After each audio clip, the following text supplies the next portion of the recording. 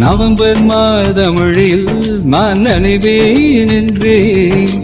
எனக்கும் கூட நனைதல் மிக பிடிக்கும் என்றாய். மொட்டை மாடி நிலவில் நான் குளிப்பேன் என்றேன். எனக்கும் அந்த குளியல் மிக பிடிக்கும் என்றாய். சுகமான குரல் யார் என்றால் சுசீலாவின் குரல் என்பேன்.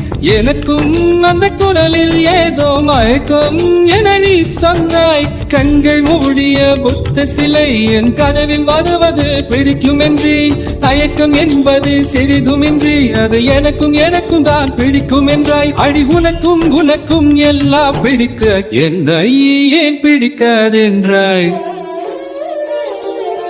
கவிதை பாடின கண்கள், காதல் பேசின கைகள்,